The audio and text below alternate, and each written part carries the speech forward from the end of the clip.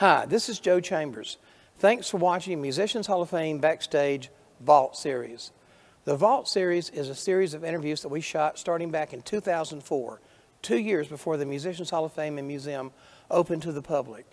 If you like what you see, please be sure to hit like, subscribe, and the notification bell so you don't miss any of our new content. Thanks for watching. Today's clip features the great Peter Frampton and the great Nashville session producer and steel guitarist Pete Drake. You may have seen some of this clip in past interviews, but you know, there's a little bit of question about how did the top box come about. Pete was not the inventor completely. Pete was an innovator. Pete was on All Things Must Pass session with George Harrison, and that's where he met Peter Frampton. And that's where Peter Frampton heard the top box.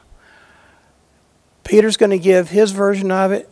Pete Drake's going to give his version of it. And you can pick whichever one you like. Hope you enjoy it. Pete Drake and Peter Frampton. We've got a picture in the museum of you, George Harrison, Ringo, Billy Preston, and Pete Drake, yes. And I just want to hear your take. I've got Pete's on film. Oh dear. I'll show you. If you got time for it, I'll show it to you. But I just want to hear from the other side. Let's see if it jives. Yeah.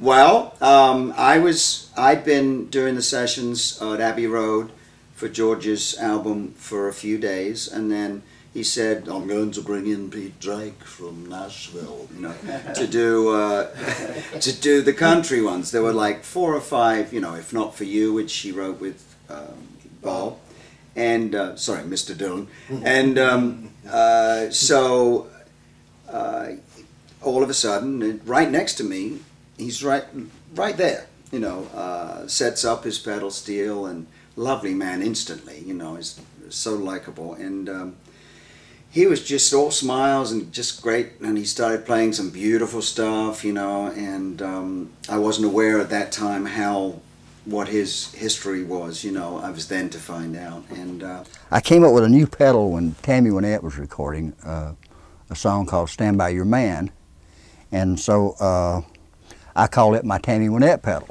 and it's just a, it's one of those kind of things, it's like a,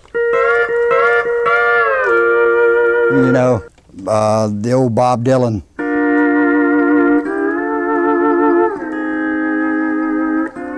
Lay, lady, lay. So it was a pleasure just meeting him, and then in some moment when nothing was going on, he plugged up his little talk box. It's a wooden box too, and I didn't know what he said, "Check this out." So he put the little tiny pipe in his mouth, and all of a sudden he started singing to me, the pedal steel did, so. And "I Am the Guitar," or whatever he was singing. One of his hits, I think he had. It was called "I'm Just a Guitar, Everybody Picks on Me." I'm just a guitar, oh, everybody picks on me. Oh, I'm just a guitar, everybody picks on me. These blues they keep playing, oh, has cut me from misery.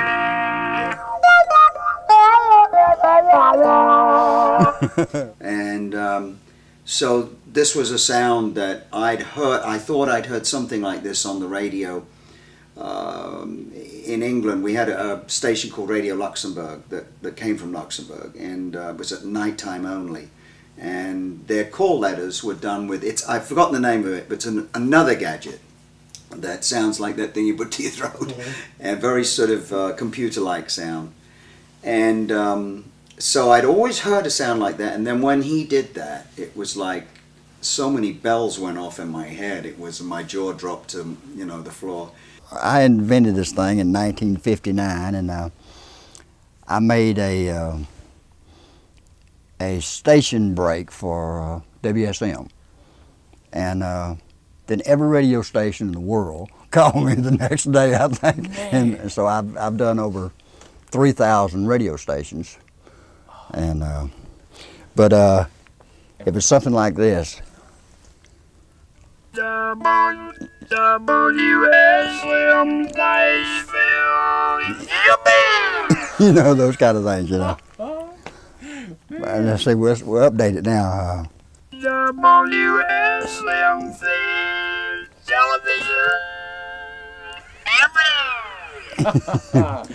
I said, what is that and can I get one? Peter Frampton, when he was 18 years old, when I was in England, he says, how do you make the guitar talk? And I showed him, and he said, boy, I wish I could do that. So I gave him one of my one of the talk boxes, and he got rich off of it. And yeah, that was it. I mean, he was absolutely and then I came back, I moved to the States, and it was just the holy grail search of who makes these, where can I find one? And then it was Bob Heil of Heil Sound, who did Humble Pie Sound, who had started making them over here, so that was great. To my understanding, the one that Pete gave you was the prototype that Luther Perkins had built for him.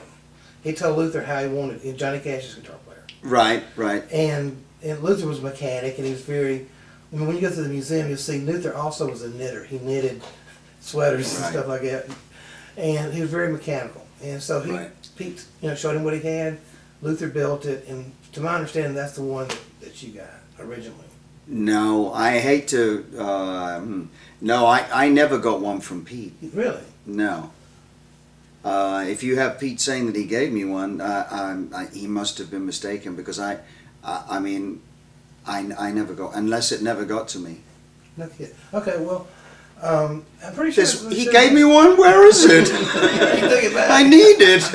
I can't believe that. No, no. The first one I ever had was, and the only one I ever had up until I started making them, Frampton.